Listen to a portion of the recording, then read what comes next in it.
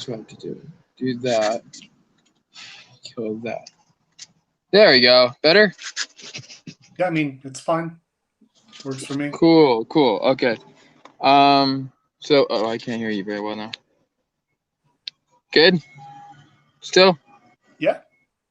Good. I can hear you. Awesome. All right, so I'm going to put this back. All right, so it's about 5 o'clock now. Why am I? Oh, that's why. There we go. Okay, good. My camera's on this side. Okay, so let's go ahead, and do you just want to start this? It's 5 o'clock right now. Yeah, that's fine, man. All right, so let's do this. Oh, wait a minute. Actually, we've been live in this whole time. Isn't that interesting? That's embarrassing. Don't worry, I'll edit that out. So we have here the one and only Norman Skinner from Niviane. My friend, you're a legend. I like the way that you pronounce the band name. So we've heard like every rendition of it, but I've never heard Niviane. Oh, that's a new one. So, oh my God, there are. Let me tell you, I've been like waiting for this I've been chomping at the bit for this for the past 3 weeks.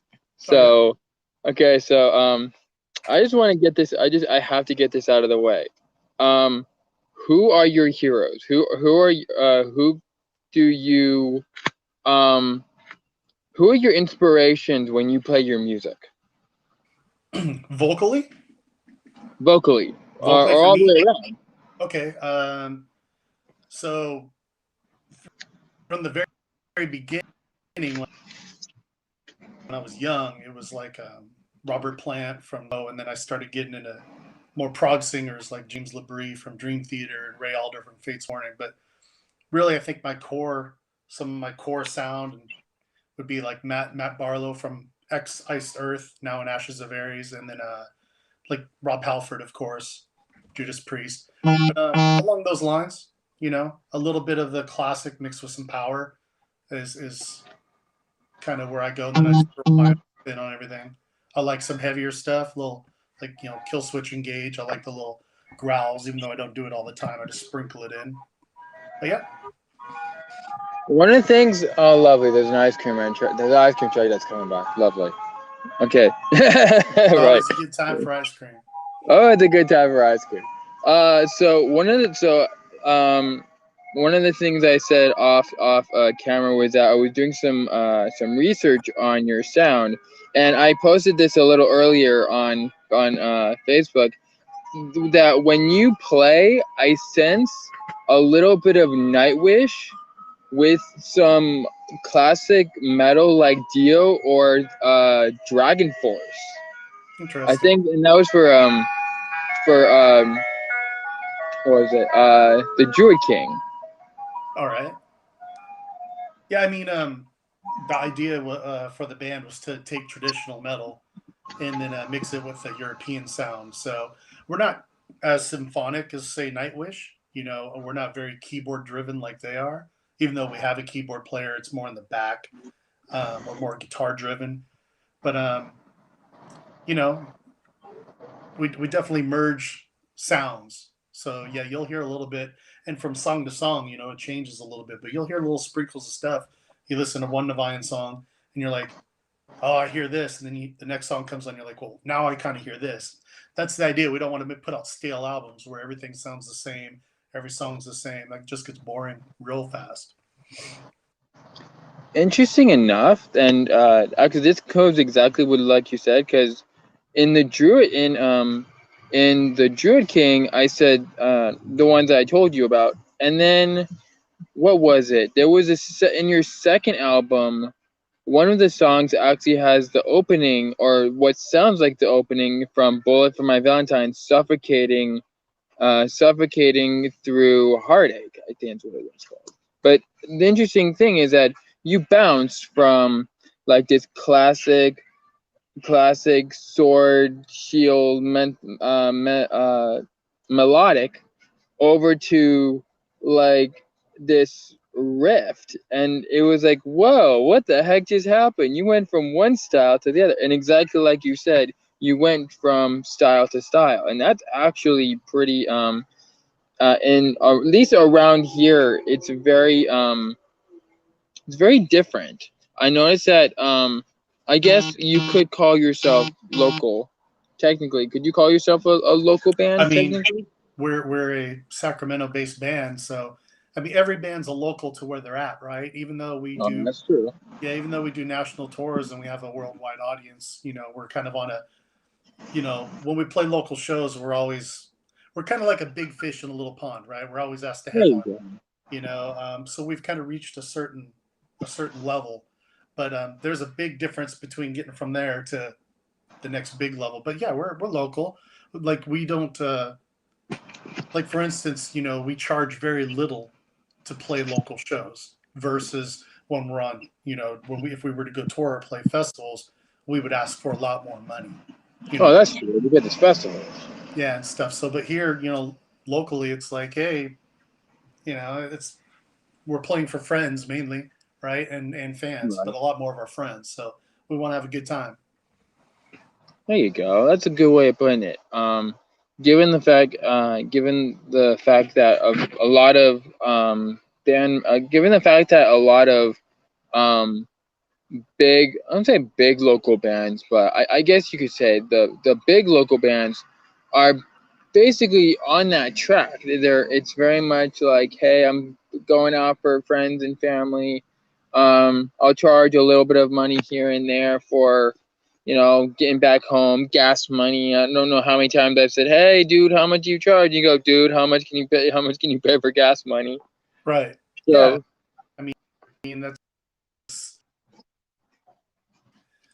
mean, take even a bigger band, right? I mean, they like to have, some local shows, Christmas shows they do and stuff here in San Francisco because, that's where they don't forget their core fans and friends that live here, So we're kind of the same, we could easily be one of those bands that goes, well, we're on this level now, so we need to play these local shows. Let's just wait for our tours and play big shows only.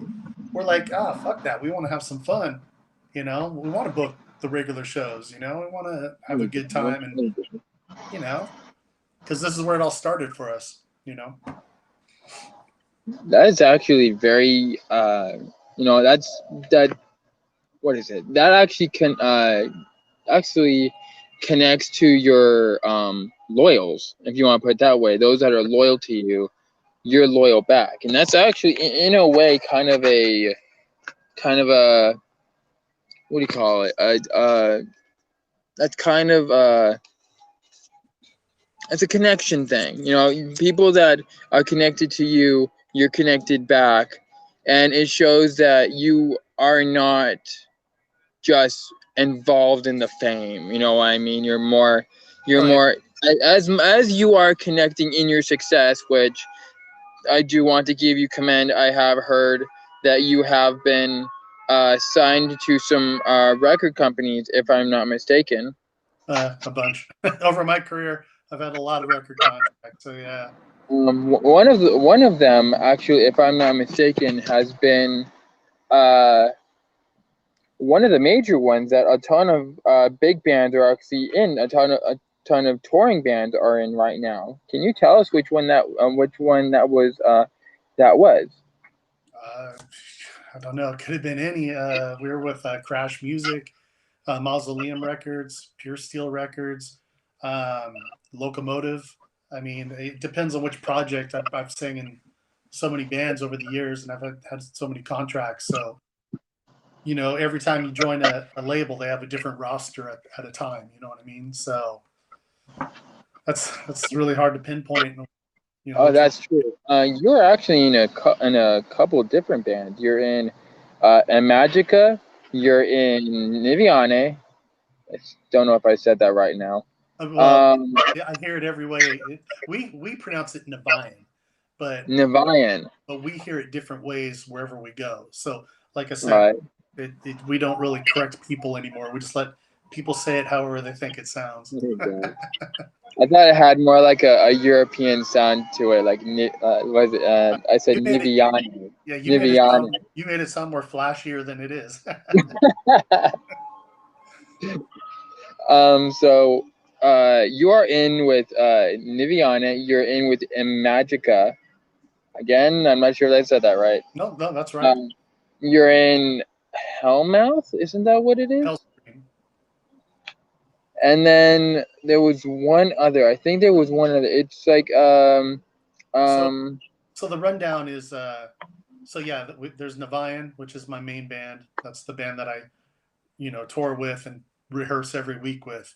Then there's Imagika. Now Imagika I was with them from 2004 to about 2010, and then we had a bad breakup, but we got back together as a studio project and released an album 2 years ago now.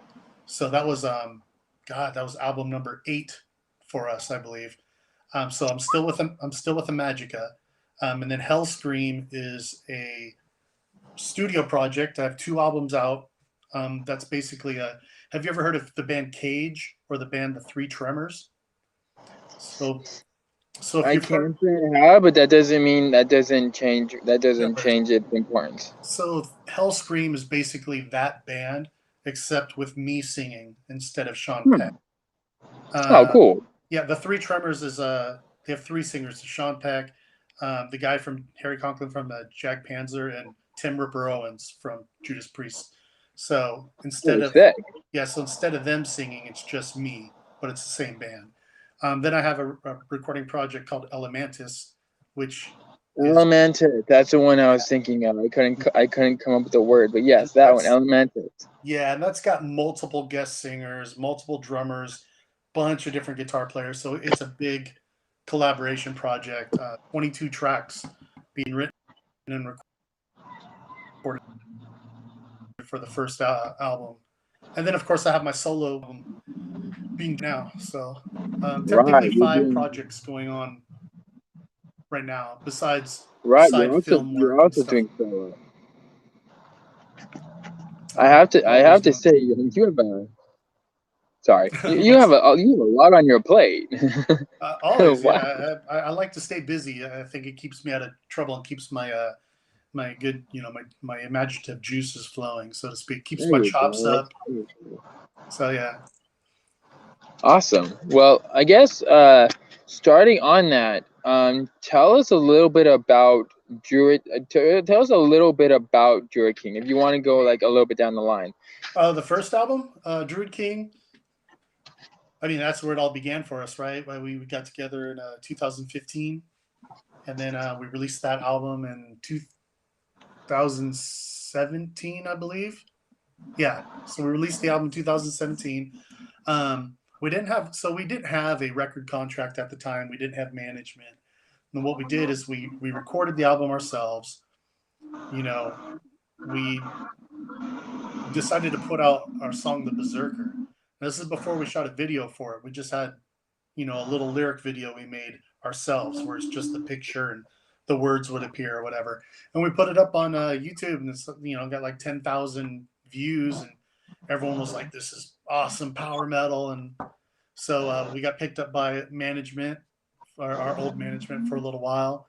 And then we got assigned to Pitch Black Records out of Greece, and they released the album. And then we did 2 tours to support that album in North America. Our first tour was with Sirenia and Threat Signal, and that was a U.S. tour. And then we did a U.S. and Canadian tour with Vicious Rumors later, both in 2018. So then we came back and we were like, shit, we never did a video for anything. So we're like, damn, we need to do a video. So we almost near the end of the album, we shot the music video, the big Viking epic music video for The Berserker.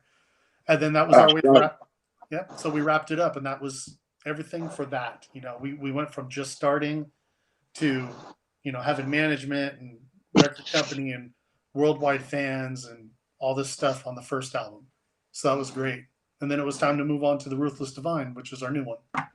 So The Real Estate Divine was the one that has a different feel to it. Actually, one of them that I noticed that with not only the sound of "Bullet for My Valentine" with the guitars, you actually have a kind of like a hymn sound towards a few of the songs.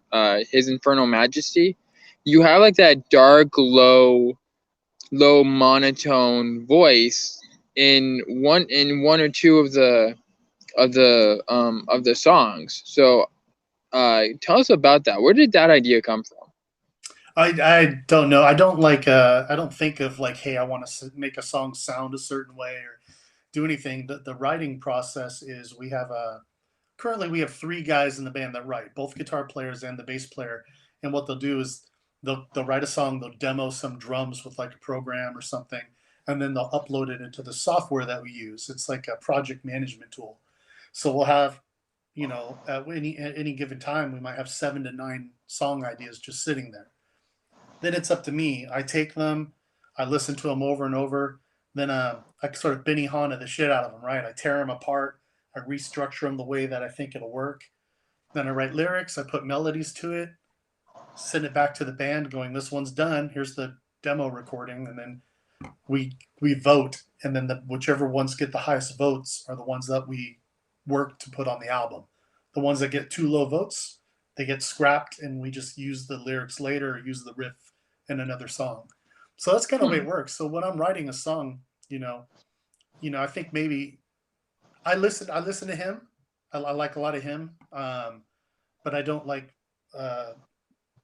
I don't consciously think, oh, I want to have a hymn sounding voice. But I can see maybe on like the song like Niviane or Psychomantium, it Right. is more of a. It does kind of have that feel. I never really thought of it that way, but yeah, I can see where you would hear that. But once again, my entire life growing up, I've listened to a wide range of rock and metal. You remember back in the day? I don't know how old you are, but I'm old. I'm old as fuck. I'm about 31. I might be a little bit younger than you.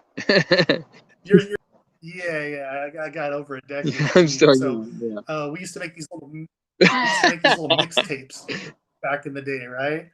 So you take a Okay. tape that a blank tape, cassette tape, or a tape from like for instance, I had a Milli Vanilli tape that I found.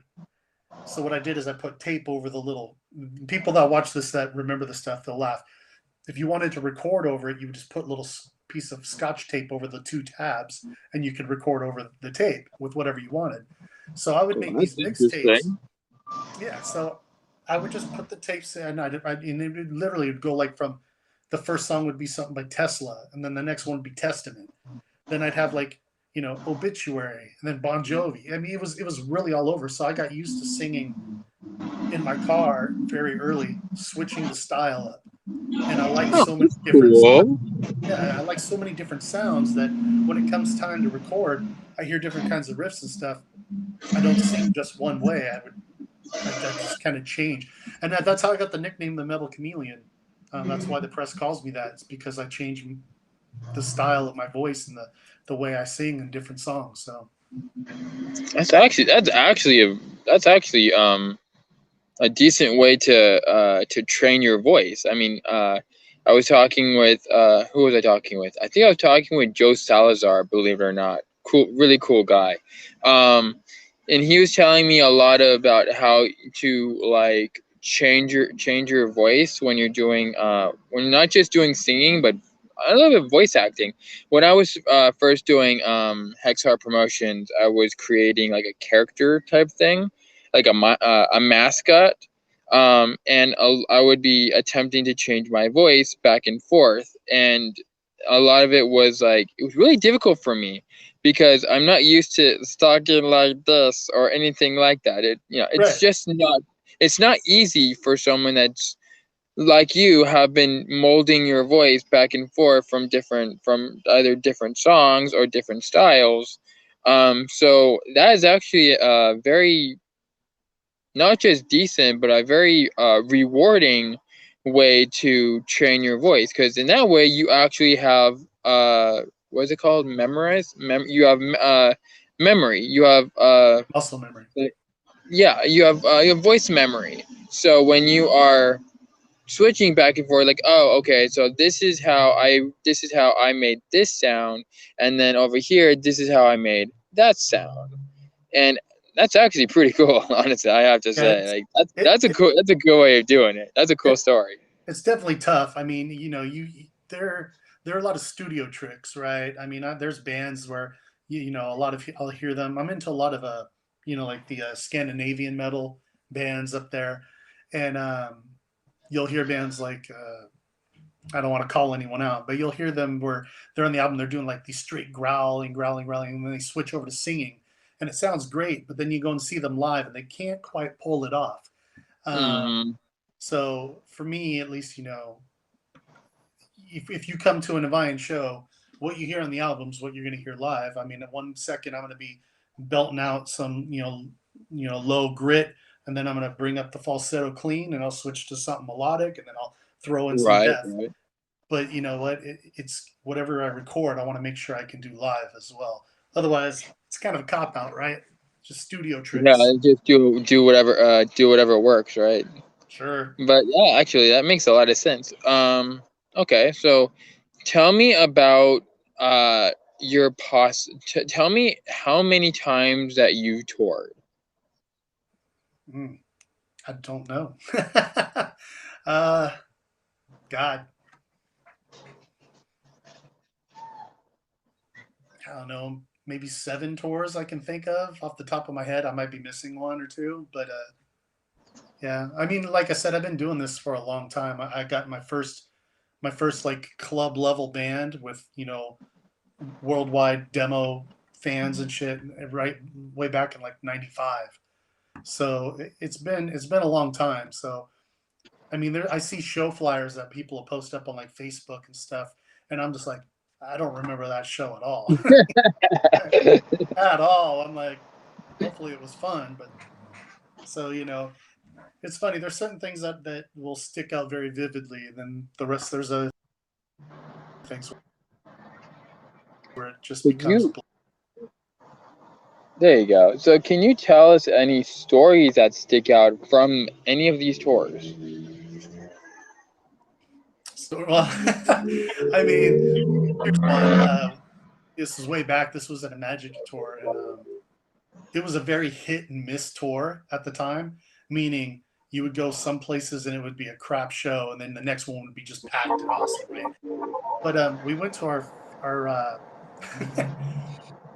we went to play this place called the Samurai Duck in Oregon, Eugene, Oregon, and it was half sushi bar, half metal club, which was interesting in itself.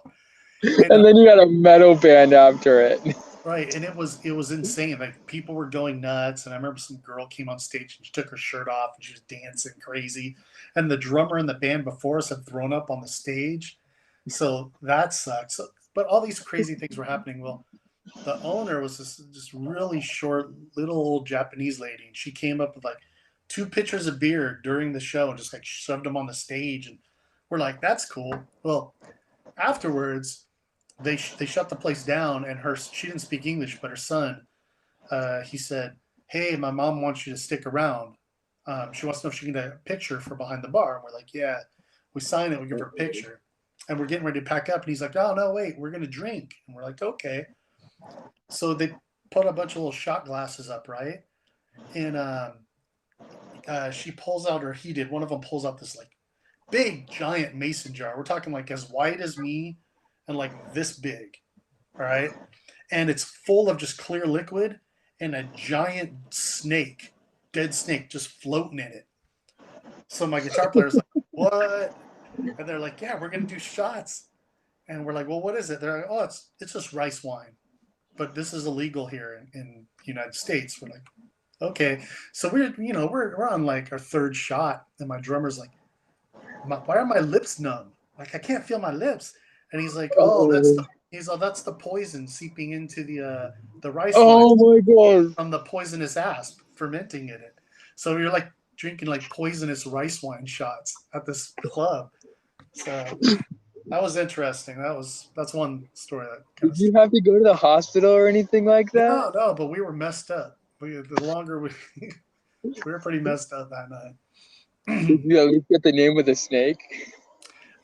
I think he said it was a poisonous asp. So I don't know what kind of asp, Yeah. but it was an asp. I just don't know what kind. Those are bad. Those are bad when they bite you. Oh my god. Yeah, so that was an interesting one of those things that you didn't expect. Like I think another tour, it was also an Imagika tour because that was back in my more wild days. My Niviane tours are very tame. We're very professional and we do shenanigans, but nothing crazy. But back in Imagika, it was like smoking and drinking, and we played a place in Reading. It was the first day of the tour kickoff, and we show up, and it was called Bubba Thrashers. I think was the name of the place, and Wow. literally we played for 4 people, and 2 of those people were the bartenders, and 2 of the other people were from the first band. So we're Oh like, man. this sucks. This tour is gonna suck. Everything's gonna suck. But what's funny is the 2 guys from the first band ended up buying like $70 worth of our merchandise and gave my drummer a big bag of weed. So we're like, guess it works out anyway. Well, we So, just had 420. Why not? so some fun stuff. There's a lot of crazy stuff I probably can't talk about for reasons. That's cool. That's cool. Yeah. I'm actually seeing that you're having a homage to Kill Switch Engage. Actually, Oh, my shirt. Yeah, it's just what I'm like any other metalhead, man. I got a closet full of black metal oh my T-shirts. god, dude, I feel you. Right. So this just happened to be the one I grabbed as I woke up this morning and got dressed. So, but I have like, but I I have like, I am a big fan.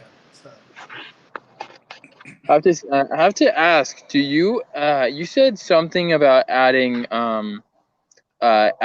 guest guitarists and guest drummers to Imagika. Have you no, done any of the you mean elemantis? But go on. Elementis? Sorry, Elementis. Have you done any of the really big ones, like the ones on your shirt, like Kill Switch Engage or All That Remains or any of those type of bands? Have you ever had those guests on your shows?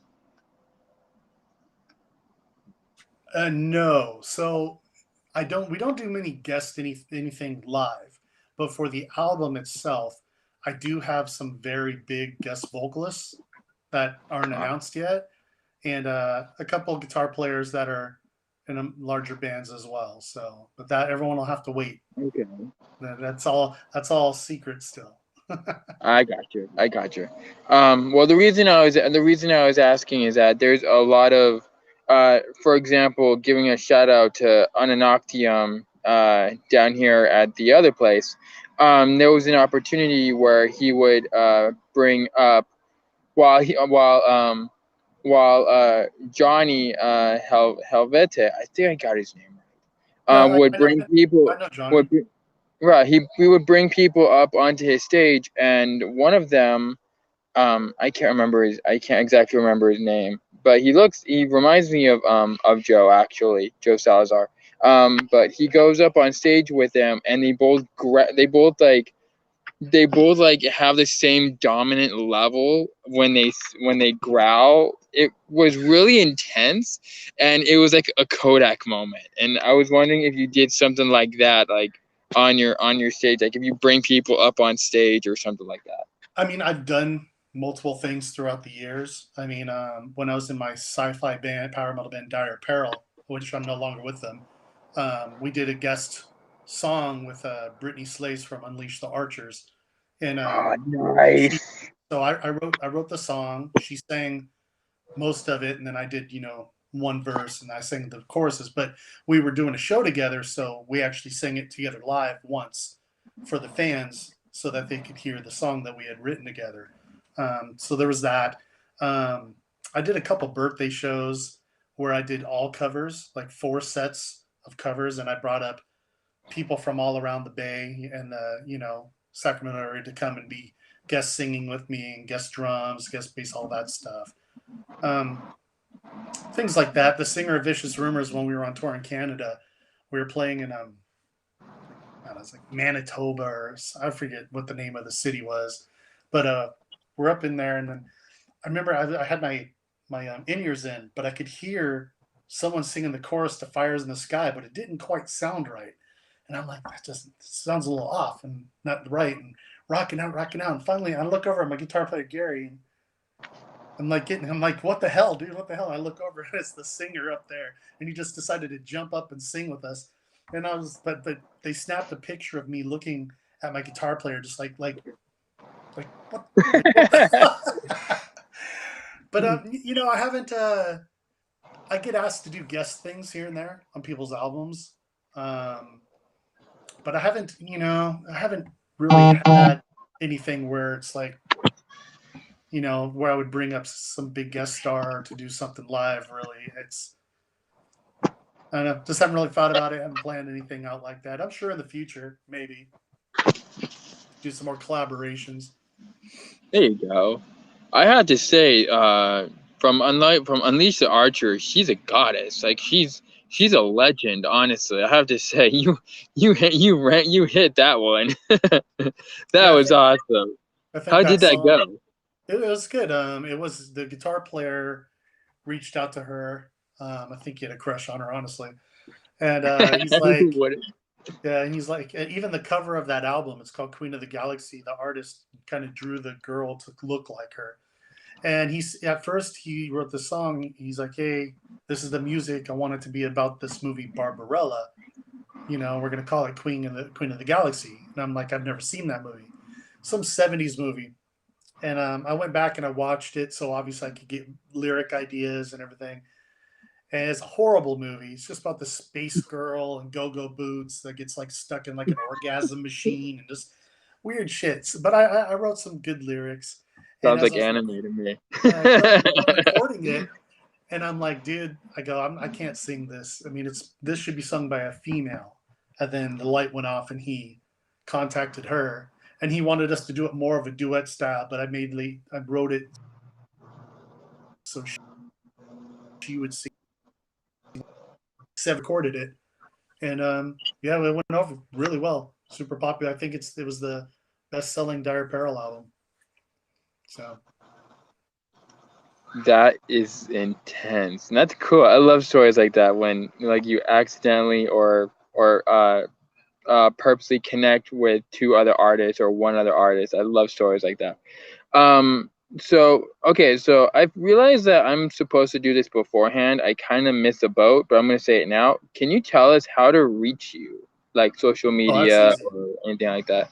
Yeah, you know what? I actually have a website. So if you go to normanskinner.net, everything's there. I mean, right at the top, it has all the social media, little icons for Facebook and Instagram and YouTube and Spotify. And I even have a Spotify player on the front page that has everything I've ever released that's online, like 150 songs or 200 songs or something that people can listen to. But it's got everything. It's got all the videos, the news. It's just the easiest way is just to go to normanskinner.net. And then if they want to add me on one of the platforms, whether it be Facebook or Instagram or follow my YouTube, just click follow it, and there you go. One-stop shop. And speaking of that, there's a shop on there with all sorts of merch. So happy shopping. There you go. Yeah. So can you, like, this might be a little bit too much, but I'm gonna try for it anyway. Can you tell us, how did Norman Skinner become the dominant druid today? About all that. Hey man, when I started off, I sucked bad. Like I was not there. I have a couple best friends that have some blackmail footage of me starting out. It was not that great, but you know what? It's with anything. You just keep at it, persistence, and you just practice. And for me, I just, I'm mainly self-taught. I had a small handful of lessons just to get the basics on what I need to do and how I need to do it properly. other than that, I just, I pick things up quick. I try to be smart about it. Um, I remember something that I saw in an Ozzy Osbourne video way back, and he goes, "Yeah, I'm not the best bloody singer or whatever, right?" And I'm sitting there thinking, "No shit." And he's like, "But I surround myself with the best musicians I can find." So I took that to heart. I'm like, you know what? I don't want to waste my time with people that either don't have the talent or the drive. So I make sure that when I walk into a room, you know, I want to look around and go, these guys are either on my level or they're better than me. And they're making me feel like the weak link and I need to try harder.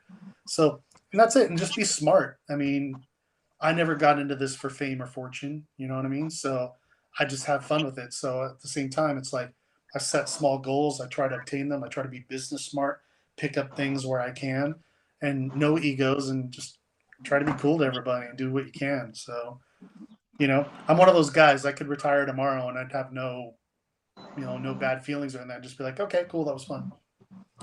Which is scary And for then some probably, guys. I could walk and away then like probably, that. right. And then probably at the end, you'll go ahead and play music anyway. I mean, at some point, the live thing and everything, it's going to catch up to me, and I'll just, I'll be that guy that just does studio albums for a while, and then until I just say, all right, now I'm a retired old white dude. So. Tired of white dude.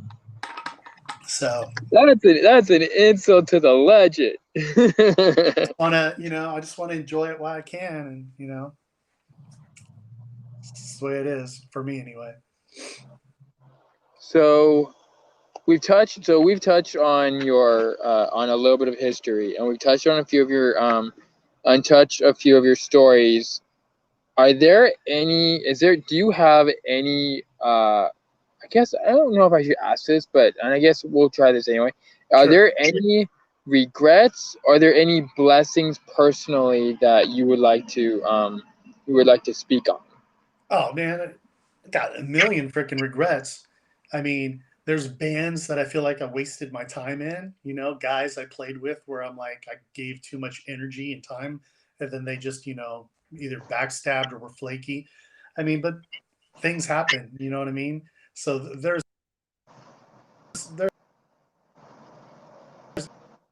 if I could turn back to I definitely like wouldn't work with certain people.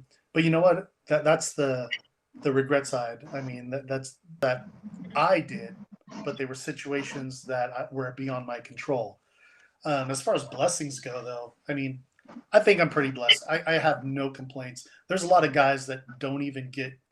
I mean, I know people that try and try and try, and they just can't get a band that will stick together. They can't. They're playing the same songs. They just can't get a demo recorded. You know what I mean? And who would I be to sit here and complain about anything? I mean, I've been lucky enough to have multiple great bands and worked with a lot of great musicians. I tour. I've released, let me see, 1, 2, 3, 4, 5, 6, I've released 16 albums, 16. There are big people that haven't even released 16 albums. So, I'm definitely blessed.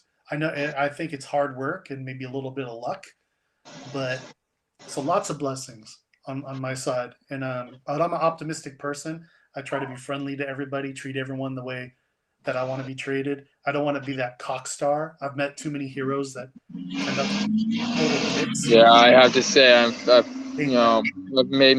I've had my fill of people that have been heroes, and then you go and meet them, like, dude, and they're like, dude, go get me a drink. It's Yeah. like, you know what? Fuck you, whatever. Yeah, You know what? every time I make a new fan, I just consider them sort of a friend. I'm like, hey, if you're willing to take the time to listen to my music and like it and want to show me interest in it, I'm not just going to brush you off. I'm going to try to engage. You know what I mean? I always get scolded. I get scolded at shows because they're always saying, hey, you're supposed to save your voice. But I'm out there in the crowd all night long, just chatting it up with everybody. And I'm like, I'd rather engage everybody and have a show that maybe is a B+ performance rather than an A, rather than just shun everybody and go up and deliver a perfect show. You know what I mean? Yeah, people think this is a business. A lot of people that are bigger than you, no offense, No, there's a lot bigger than me. are they technically see this as a business, and then all the little guys, like all the personal guys that are actually like me, like anybody in the scene in general, we do this because we want to. We do this because it's it's a love. We don't do this because it's a business. Right. You I know, mean, people are like, "Oh, I'm yeah. making money off this, and I know I'm good." No, that's not what we do this for. We do this because we enjoy it. We love it. We are in the scene because we are with people that we love. Right. I mean, the business aspect of it, I look at as one business to keep going, to keep moving up and up and up, to try to get a bigger fan base and bigger uh, people that what's the word, represent you, things like that. Sure, that's business. Protecting yourself as a band or artist, that's business. But outside of that, you got to remember where you came from, and without your fans and friends and people that have supported you and that continue to support you, that can all go away really quick. So sure, it's a business, but at the same time, honestly, it's a business to keep yourself being able to keep going. It's a lot of these guys that are like, oh, we need to make sure that we're touring and we sell an album and it goes well enough so we can continue to do another tour and we can continue to put out new albums. This is the way to do it. I mean, That's not living. it's not. You have to. I mean, do it for the joy of it. I mean, be smart, and it'll just happen. I think, unless you suck, then it ain't gonna happen. I mean, because I've met different guys. I've met bands where they have all the business sense in the world and they're able to wheel and deal and work their way up. But I hear them and I'm like, oh my God, these guys are horrible. How did they get this far? Then on the flip side, I also see bands where they are so super talented and they never do anything. They never even leave their rehearsal place or they can't get anything booked because they have no business sense. So maybe it's a balance. There you go. There Should you be a go. balance.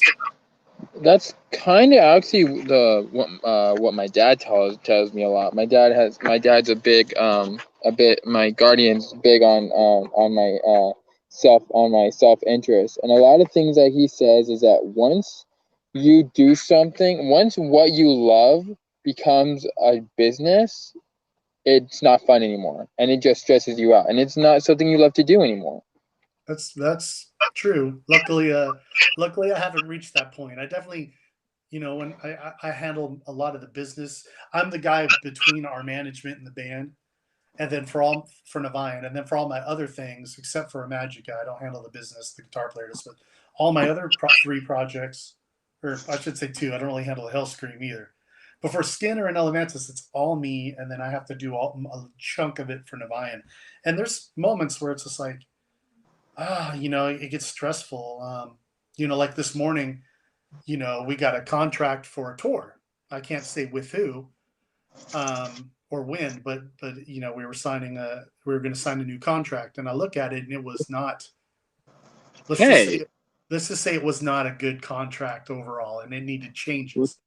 But that's stressful. You know what I mean? Because now I gotta fire this thing back and say, to a much bigger band's, agency, hey, you need to change this, and that, which they did, which was cool because, they were valid. But things like that, I hate that I have to do that. I wish, but you can't always trust people, even if you have representation. You need to look over everything. You can't just be like, oh, it's going to be okay. So, but it gets stressful. But luckily, the fun outweighs those moments. that makes sense. I have to say that. Hold on, I'm plugging in my charger. Come back here, you. I'm plugging in my charger. Hold on, 1 second. All good. Hold on 1 second. Okay, there we go. Okay, sorry about that. So I have to. Given given your amount of experience in all of this, what advice would you give to again, the little guys or the people that look up to you? Be smart. I mean, honestly, learn the business. Even though we were talking about business, you don't have to do all the business, but learn the business. I mean, pick up on things, network, be nice. Don't be this, we're a badass band and we're going to have this attitude and we're going to look this way. Just be a normal fucking person and network and make friends and support the people around you, and they'll support you. And then, you know, that's the business side, and that's the advice I would say to work yourself up.